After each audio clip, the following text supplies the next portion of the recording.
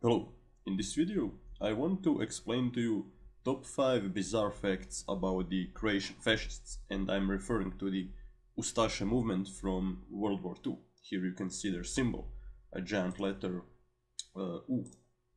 So what's interesting about them, before they became leaders of the Croatian fascist state, they were a terrorist organization. They killed the Serbian king of the Kingdom of Yugoslavia in Marseille in 1934. And that assassination actually benefited mostly the communists, because Josip Broz Tito was released from jail as a result of a fall of a dictatorship. So the guy that then became a regent of the Kingdom of Yugoslavia, Knez Pavle, he abolished the monarchistical dictatorship that was in place, and he put in place what could be described as a phony democracy. But as phony as it was still less oppressive towards Croatians, which then allowed the communist movement to flourish.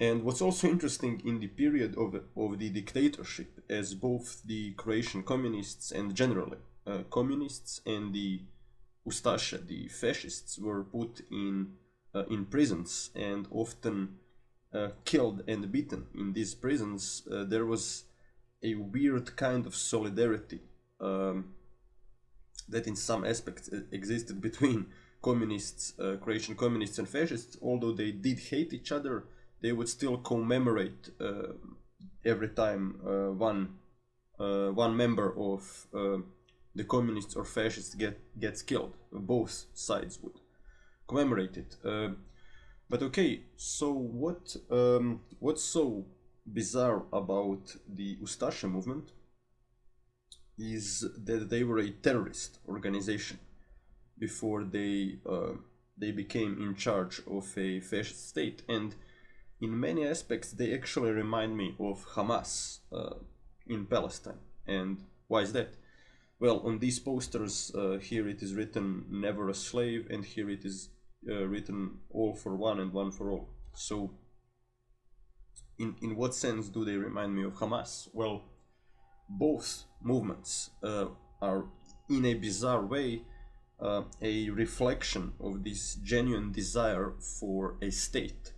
Both the Croatians in the Kingdom of Yugoslavia and Palestinians are actually denied a state, or the Croatians were denied a state, and both groups, unfortunately, instead of pursuing equality for all, like the communists, believed in genocide of, well, in case of the Ustaše Serbs, and in case of Hamas, the Jews. Although the Ustaše also killed the Jews because Hitler demanded it. And here you can see Stjepan Radic. He was a Croatian politician and a pacifist that was in favor of a pacifist liberal Yugoslavia. And he got killed by a Serbian nationalist, Puniša Račić, and here is his monument in Zagreb. I actually pass down the street quite often. So, and for some bizarre reason, the country of Montenegro decided to build a statue to the guy that killed Stjepan Radic. His name was Puniša Račić, and he was actually killed by the Serbian communists. Most people in Croatia probably also don't even know this, and this event radicalized the Croatian people. Some became communists and others became fascists after Stjepan Radic, this pacifist politician that was also in coalition with anti-monarchistical Serbs, got killed. And the symbols of the Ustasha movement were a knife. Here you can see how the Ustasha knives look like, a hand grenade, and of course the cross, because they were ultra-Catholics. And the Croatian fascist dictator Ante Pavelić even claimed in one of his speeches, he said, "Our state is a Catholic state." And in some aspects they actually remind me of ISIS, because in some regions of Croatia, Serbs that accepted Catholicism were not killed. but in other parts they were killed because they were seen as a separate race, so they didn't even have a consistent ideology about why is it that they are killing the Serbs. Is it because of their race or their religion? And of course, claiming that Croatians and Serbs are a separate race is ridiculous, because they're pretty much the same people. I mean, the languages are similar, cultures are also similar. But okay, so what is also interesting about Croatian fascists is that they were pro-Muslim or pro-Islam, I should say. So on this map you can see the regions inhabited by Croatians in Croatian fascist state, by the Serbs, they are in red, and Muslims are green. So the Serbs were somewhere around 30% of the fascist state of Croatia, and Muslims were somewhere around 20%. And the Croatian fascist leaders realized that without getting Muslims on this side of the Croatians, it would be very hard to control this giant state that now began to exist. I mean, the entirety of Bosnia was given to Croatia, although these regions until 1943 were under Italy. But in what sense was it a pro-Muslim state? And that was a pretty bizarre thing for a country, for a fascist country that was explicitly Catholic. Well, why they did kill the Jews? Because Hitler demanded it. They actually built mosques all around the country, and the point of it was to use the animosities that historically existed between Serbs and Muslims in order to get Muslims to join the Croatian fascist movement. And in the beginning, at least, this kind of propaganda worked. And here you can see the Black Legion, one of the most notorious fascist units in the fascist state of Croatia. And here you can see the Muslim part of the Black Legion praying towards Mecca. And many Muslims in fact joined this legion, because the official propaganda of the legion is that the job of the legion is to protect Croatians and Muslims from the Chetniks, the Serbian fascists that killed Muslims and Croatians. But in reality, this unit engaged in genocide and ethnic cleansing of the Serbs, and for the most part it actually fought against the communists in Bosnia. And what also needs to be said, what is bizarre about the Croatian fascist movement, is that the German general Edmund Gleisse vor Horstenau was outraged and sickened by the genocide done by the Croatian fascists. Now, was that outrage a bit hypocritical, coming from the same military that killed 2 million Soviet prisoners of war, and just in 1941 they killed 2 million of them? It was the same military that killed the Serbs, the Serbian civilians. But okay, what was so outrageous to Edmund Gleisse von Horstenau about the Ustasha movement is the way in which the genocide was done. Unlike what the Germans did, the Croatian fascists in some villages at least used hammers and bayonets in order to slaughter the Serbian population. The point was to make it into a grotesque scene in order to send the message to the Serbian population to leave from the country. And the genocide of the Serbian population actually began in the village of Gudovica near Bjelovar. Here is the monument that still stands today to the population of that Serbian village that was slaughtered by the Croatian fascists.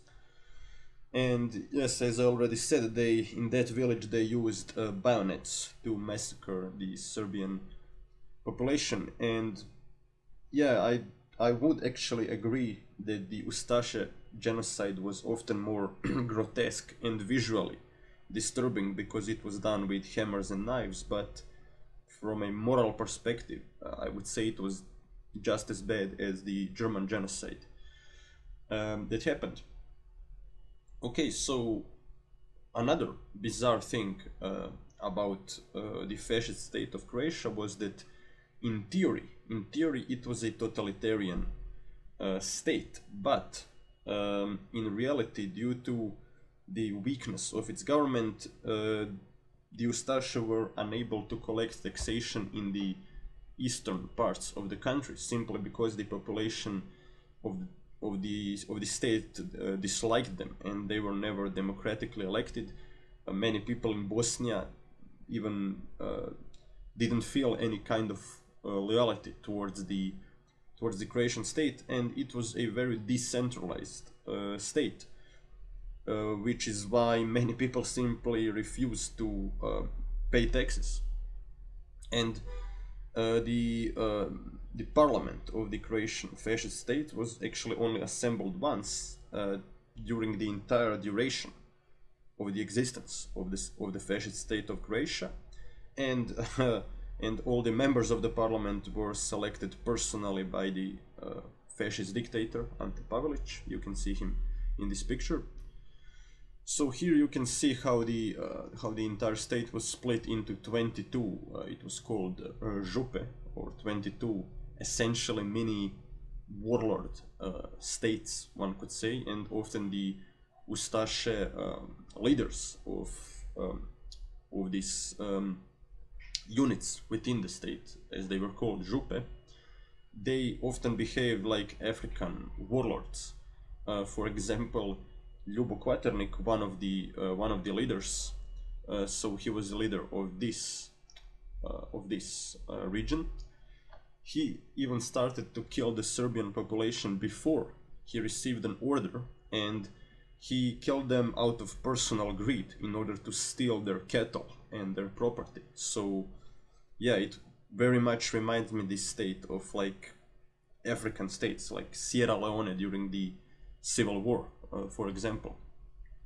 And the funny thing is, in a dark way, for multiple reasons I say in a dark way, is that the Croatian fascists, they were never able to control their border, river Drina.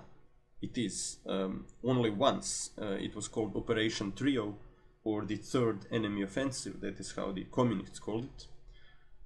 Only once did the Croatian fascists actually reach the river Drina, and here you can see what the Jure Francetic, the leader of the Black Legion that reached the river, actually sent to Ante Pavelić, to the Croatian fascist dictator.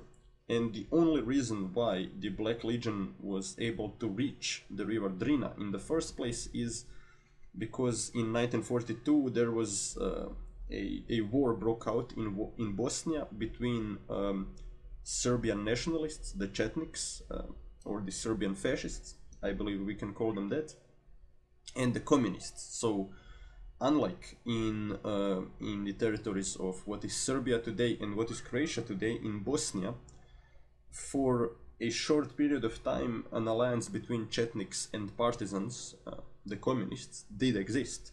But in 1942, a war suddenly broke out between Chetniks and communists, and the Croatian Ustaše used this war in order to attack both groups, and that is how they were able to reach the river Drina. And Jure Francetic, leader of the Black Legion, took a part of the river Drina, put it in a bottle, and sent it to Ante Pavelić, the Croatian fascist dictator. He was filled with pride because for the first time the Croatian fascists actually were able to reach their own border. It sounds absurd, but that was the reality of the situation. And what is also absurd is that a boxing coach of the Croatian fascist boxing team that was supposed to take part in the Olympics, but the Olympics never happened, was Jimmy Leggett, an American heavyweight boxing champion. And his story is truly bizarre. So he was a heavyweight champion in the United States, but he was frustrated because due to segregation he was unable to compete with white people, which is why he went on to live in the Weimar Republic, where he won against many white people, and there he married a Croatian girl, and they moved to Croatia or to the Kingdom of Yugoslavia during the 1930s. I'm not sure if he was running away from Hitler. I even think he wasn't. His wife just wanted to live in Croatia, and he became a boxing coach during the King Alexander, the Serbian king. And then when the country became fascist, he was already established as a boxing legend and that trained many Croatian champions, and he just remained in service during the times of fascism. And from what we know, he didn't even support fascism. He just remained there doing his job. And what is absurd about his story is that he actually fled from the United States to the fascist European state, and actually in that very same state, as bad as it was, I'm not denying the genocidal nature of the Croatian fascist state, but as bad as it was towards black people, it was probably better. If he was a gypsy, he would have been killed. If he was Jewish, he would have been killed. If he was Serbian, he would have been killed, but he was a black person, and there was no segregation of blacks and whites in the Croatian fascist state, which is why he could train famous white boxing champions and actually live probably a better life than he would have in the United States. And after the fall of fascism, he actually fled back to the United States because he was afraid that the communists might dislike him for being a boxing coach under fascism.